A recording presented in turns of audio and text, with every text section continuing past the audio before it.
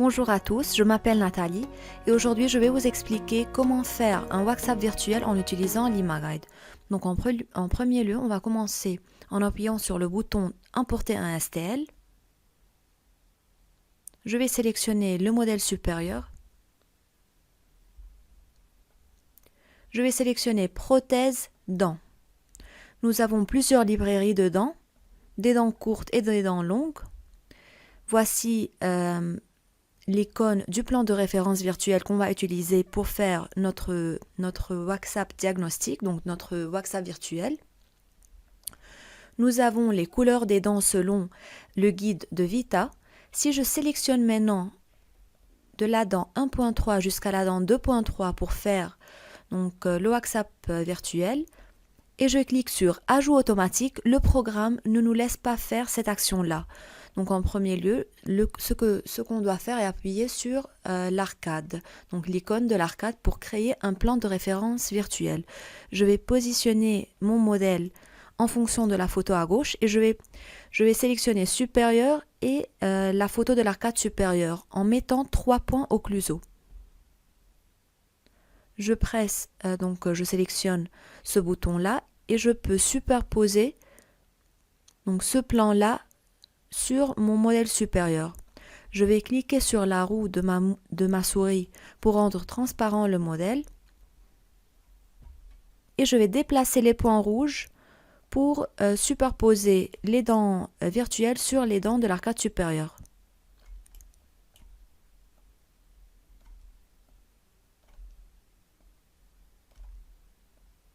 Je vais cliquer sur d'accord et maintenant je peux cliquer sur Ajout automatique pour obtenir les dents virtuelles. On va fermer cette fenêtre-là. Et maintenant, en cliquant sur l'atome, le troisième bouton, donc avec le bouton de l'axe, je vais changer la position des dents.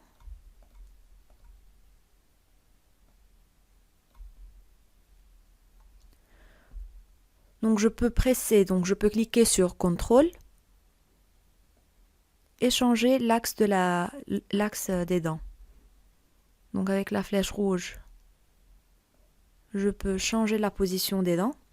Et en cliquant sur le bouton CTRL de mon clavier, je peux changer la dimension des dents en cliquant sur le bouton vert, rendre plus petit ou plus grand, sans déformer la dent, donc en maintenant les proportions de cette dernière. Je vais faire de même pour la dent 2.2 et 2.3.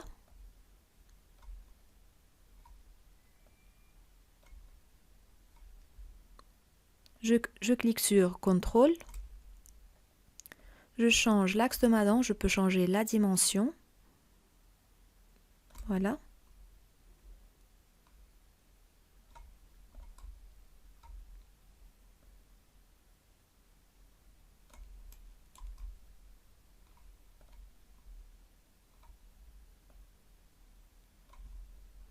Et enfin, pour la dent 2.3, je vais faire de même. Donc, voilà.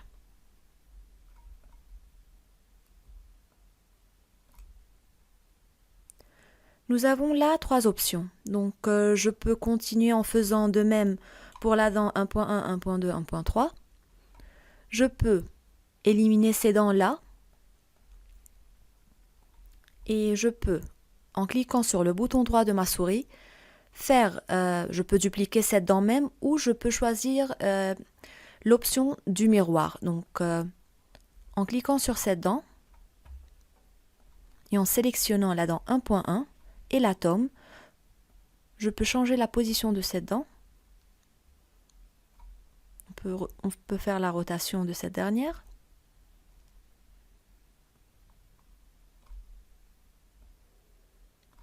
Voilà.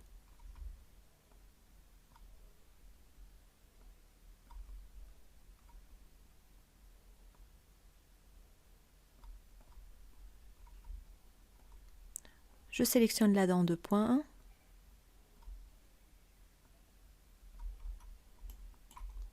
Donc maintenant, je vais faire l'effet miroir. Je vais appliquer l'effet miroir pour la dent 2.2 pour obtenir la dent 1.2.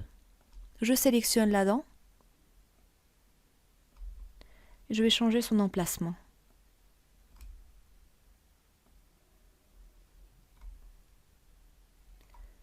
On va faire de même pour la dent 2.3.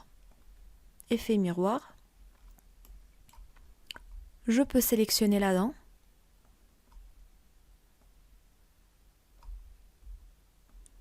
Je presse, donc je clique sur CTRL.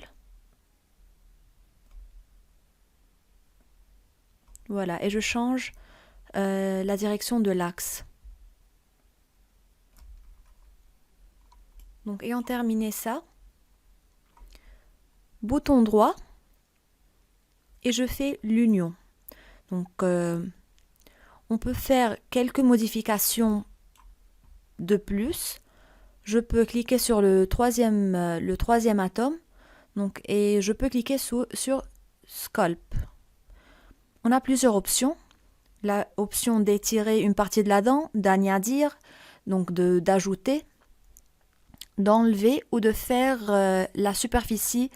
Je peux garder la dent avec une superficie plus polie. Donc je peux choisir une forme, la forme du pinceau, une forme qui est plus ou moins petite ou grande. Je peux modifier la taille et la profondeur des changements. Donc une fois les changements et les modifications faites, je vais cliquer le bouton droit de ma souris et cliquer sur la option Union. Je vais faire l'union de mes dents avec mon modèle supérieur. Je clique sur D'accord et maintenant je vais obtenir un seul STL, donc un seul modèle. Voilà à droite, vous pouvez voir qu'on a maintenant seulement un seul modèle.